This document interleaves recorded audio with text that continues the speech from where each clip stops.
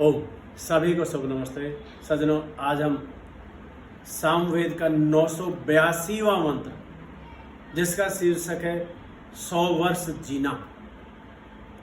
हम 100 वर्ष तक कैसे जिएंगे? मकान सैकड़ों वर्षों तक कब चलता है? आप विचार कीजिए, थोड़ा गहनता से चिंतन करें। जितना मकान की नींव मजबूत होगी, जितना मकान को चिनने वाला जो मिस्त्री होगा, तो निर्माता होगा, वह मसाला इत्यादि और ईंटों के जो जोड़ हैं उनको आपस में विधिवत फंसाता हुआ चलेगा। एक एक ईंट को बड़ी चतुराई से जमाएगा तो वो मकान सैकड़ों वर्षों तक चलेगा। ये परमात्मा का दिया हुआ ये देह देवालय, ये आपका जो तन है, ये भी मंदिर स्वरूप है, इमारत स्वरूप है। ये सैकड़ों साल कैसे चलेगा जब आप इसमें चिन चिन करके, चुन चुन करके कि ये भोजन लेना है, यह भोजन नहीं लेना, वो सब पदार्थों को हम ध्यान पूर्वक ग्रहण करेंगे, तभी हमारा जीवन सुखद होगा, निरोग होगा, आरोग्य से परिपूर्ण होगा और हम 100 वर्ष तक जीवन जीने के अधिकारी होंगे। तो वेद मंत्र क्या कहता है, आइए देखते हैं। 100 वर्ष जीना। प्रस्तुत मंत्र का ऋषि अरुण है। अरुण सूर्य का भी नाम है। अरुण की जब किरणें इस धरती पर पड़ती हैं तो जीव जगत जागृत हो उठता है, उत्साह से, आनंद से, उल्लास के साथ करवट ले उठता है, गतिशील है तथा वीतहव्य, पवित्र सात्विक भोजन करने वाला है। प्रभु कहते हैं कि हे अरुण, मोक्ष पथ का आक्रमण करने के लिए उद्यत हुआ तू जब रोगनाशक औषध रूप द्रव्यों को, रोगनाशक, ये हमें ध्यान देना होगा, मांस इत्यादि और जो राजसिक और तामसिक पदार्थ हैं वो हमें रोग नाशक नहीं, हमारे रोग वर्धक होते हैं। तो यहाँ मंत्र में प्रारंभ में ही आया रोग नाशक औषध रूप। औषध रूप यानी कि दवाइयों के स्वरूप में। गेहूं क्या है, अनाज भिन्न भिन्न और भांति भांति के क्या है, ये औषध ही हैं। हम और कोई औषध लेते हैं, नीम है, गिलोय है, अजवाइन है, सौंठ है, बहुत तरह की औषध है। वो सारी औषध यदि हम उन्हें क्योंकि औषध मानते हैं, उन्हें फिर भी हम थोड़ी मात्रा में लेते हैं। अनाज को हम सामान्यतः औषध नहीं मानते, ये तो महा औषध है। हम इसकी अति मात्रा भी ले लेते हैं, इसमें कोई हमें दिक्कत नहीं आती, शरीर में परेशानी नहीं आती। 2 की जगह 3 फुलके खा लें, 4 फुलके खा लें, 4 की जगह 5 खा लें, कोई अफारा नहीं आता, कोई विकार नहीं आता। तो ये तो महा औषध है। तो लिखा है रोग नाशक औषध रूप द्रव्यों को ही और जलों को तथा अन्नों को अपने पुरुषार्थ से मुख में चिन्हता है। अपने पुरुषार्थ से कमाए हुए अन्न को मुख में चिन्हता है, यानी कि ग्रास के रूप में एक एक करके टुकड़े टुकड़े देता है। तब तेरी शोभाएं बरसने वाले बादल की बिजलियों की भांति प्रतीत होती है तथा हे अग्नि, आगे और आगे चलने वाले अरुण। सूर्य कहाँ आगे से आगे, आगे से आगे बढ़ता ही जाता है, आगे और आगे बढ़ता जाता है। हे, आपको अरुण कहा गया है, हे अरुण, क्योंकि मनुष्य भी और दूसरे जीव भी आगे और आगे बढ़ते ही चल रहे हैं। उषः कालों जो प्रातः काल होता है, जब पीली फटना बोलते हैं, वह उषः काल होता है। वह हमारे शरीर के अंदर स्फूर्ति देने वाला होता है। जो भी साधना वाले होते हैं, जो भी स्वास्थ्य प्रेमी होते हैं, जो भी प्रभु भक्त होते हैं, वो उस भोर में शीघ्रता से जग करके, नित्य क्रिया से निवृत्त होकर के ध्यान साधना, और जो कृषक भी होते हैं वो अपने खेत में कमाने के लिए चल पड़ते हैं, अपने हल बैल इत्यादि संसाधनों को लेकर के। तो वैसे ही यहाँ पे उषा कालों के आगमनों के समान जानी जाती हैं। यह अरुण वीत हव्य का मार्ग है। इस अरुण के उन्नति पथ का निर्देश मंत्र इस प्रकार कर रहा है। नंबर 1, यह उन्नति पथ पर चलने का संकल्प करके उस पर चलने के लिए तैयार है। उसका संकल्प करता है, प्रतिज्ञा करता है, दृढ़ प्रतिज्ञ होता है और उस पर चलने के लिए तैयार है। नंबर 2, इसका खान पान अत्यंत सात्विक व सादा है। बहुत सादगी के साथ, बहुत सतर्कता के साथ औषधियां, जल व अन्न ये ही उसके भक्ष्य व पेय हैं। औषधियां, अन्न व जल ही उसके भक्ष्य व पेय पदार्थ हैं। वो अनाप शनाप खाने वाला नहीं है। नंबर 3, यह स्वयं अन्न कमाता है। स्वयं अन्न कमाने का अर्थ, अब आप सोचेंगे जो व्यापार कर रहे हैं, जो और कहीं ड्यूटी कर रहे हैं, नौकरी कर रहे हैं, बहुत सारे अपने अपने कार्यों में व्यस्त हैं, खेती किसानी का काम नहीं करते, वो स्वयं अन्न कैसे कमा सकते हैं? ये तो बात फिर निरर्थक हो जाएगी। नहीं, निरर्थक नहीं हो सकती।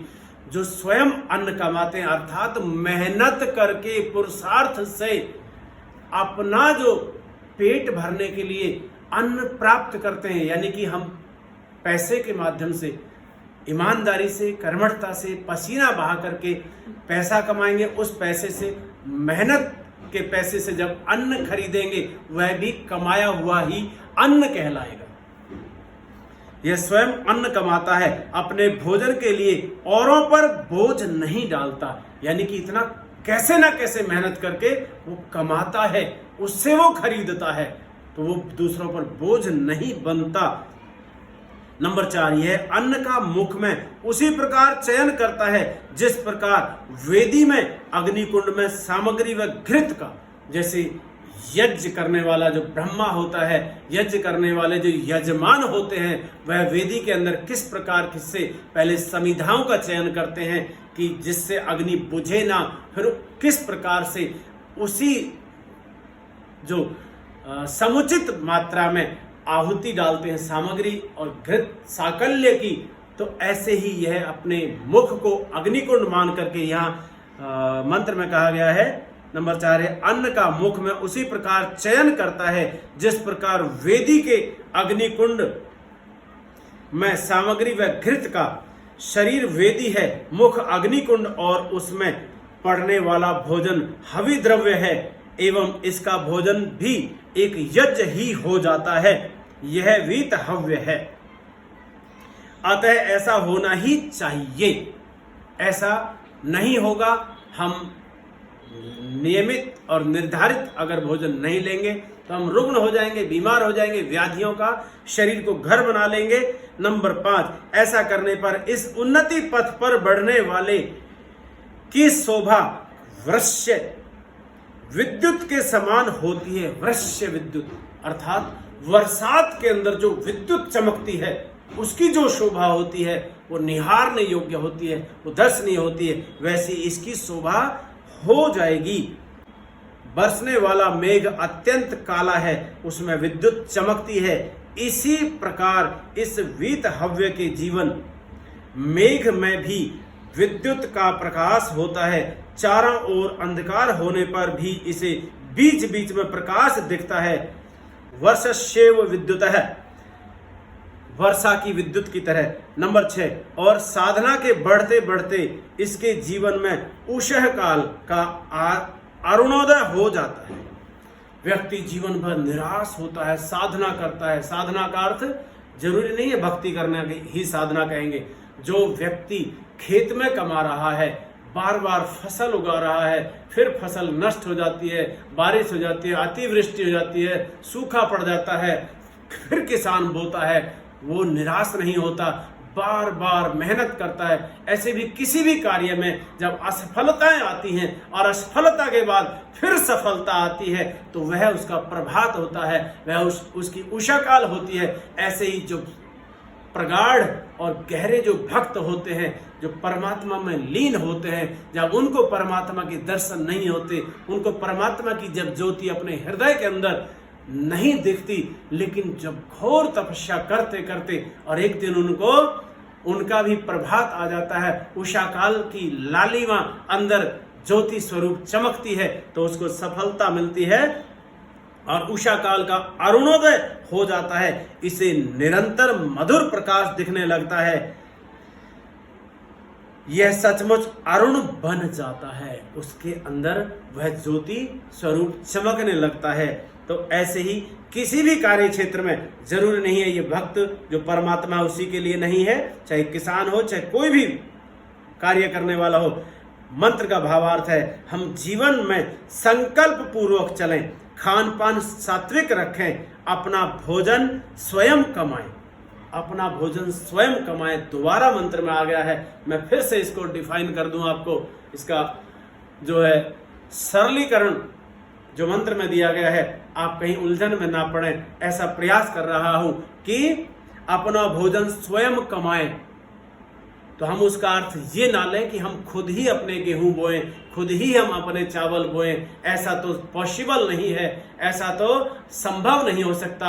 हम मेहनत किसी भी क्षेत्र में कर रहे हैं, कोई भी कार्य हमने अपनाया हुआ है उसमें घोर परिश्रम करें, उसमें 100% ऊर्जा लगा करके अपनी शक्ति लगाएं और हम अपना धन अर्जन करें। उस धन से जो हम पेट भरण के लिए, परिवार भरण के लिए जो अन्न और फल साकल्य इत्यादि लेंगे वो हमारी मेहनत से कमाए हुए ही अन्न कहलाएंगे। और आगे लिखा है भोजन को भी यज्ञ का रूप दें, भोजन को हम यज्ञ का रूप दे दें, यानी कि भोजन में, यज्ञ में जैसे आहुति हम बिल्कुल चुन चुन करके चढ़ाते हैं, वैसे ही भोजन भी हम चुन चुन करके इस देह देवालय के अंदर भेजें, क्योंकि इससे 7 धातुओं का निर्माण होगा और जब 7 धातुएं हमारी पुष्ट, बलिष्ठ और स्वस्थ मात्रा में बनेंगी तो हमारा मस्तिष्क और ये सारी ज्ञानेंद्रियों और कर्मेंद्रियों के जो कार्य हैं वो विधिवत होंगे, ना हम लोभ और व्यसनों में फंसेंगे। हमारे सात्विक बुद्धि कार्य करेगी। जब सात्विक भोजन किया है तो बुद्धि भी सात्विक हो जाएगी और कार्य भी सात्विक हो जाएंगे, शक्ति भी हमारी सात्विक होगी। सात्विक शक्ति से हम किसी को सताने के कार्य भी नहीं करेंगे और वर्ष्य विद्युत के समान हमें भी जीवन के काले बादलों में प्रकाश दिखे और साधना की वृद्धि के साथ हमारे जीवन में अरुणोदय ही हो जाए, यही मोक्ष मार्ग है। हमारे साधना के जीवन में अरुण उदय हो जाए, यानी कि हृदय के अंदर ज्योति के दर्शन होने लगे फिर उस साधक को जो परमात्मा को चाहने वाला है, जो परमात्मा की ही खोज में है। लेकिन जो किसान हैं, जो और दूसरे काम करने वाले हैं, उनको उनकी सफलता मिलेगी और दूसरे कार्य करने वालों को उनकी सफलता मिलेगी, उनको वहां ज्योति के दर्शन होंगे। ज्योति गांठने वालों को भी परमात्मा के दर्शन होते हैं और कोई मेहनत मजदूरी करने वालों को भी परमात्मा के दर्शन होते हैं, जब वो 100% अपनी शक्ति लगा करके अपने कार्य को करते हैं। कार्य में हीनता नहीं करते, कार्य में चोरी नहीं करते और कार्य में कहीं वो मन नहीं छुपाते। पूरे मन और निष्ठा से जब काम करते हैं तो 100% शक्ति लगा करके फिर परमात्मा के दर्शन कहीं भी हो सकते हैं। जरूरी नहीं है कंदराओं में जाकर के बैठ करके, पहाड़ों की चोटियों में या तलहटियों में जाकर के ही साधना करने वालों को प्रभु के दर्शन होंगे, परमात्मा के दर्शन होंगे। ऐसा कदापि नहीं है, ऐसा बिल्कुल नहीं है। तो आपने मंत्र को ध्यानपूर्वक सुना। मैं सभी का शुभ नमस्ते और धन्यवाद करता हूँ। ओम।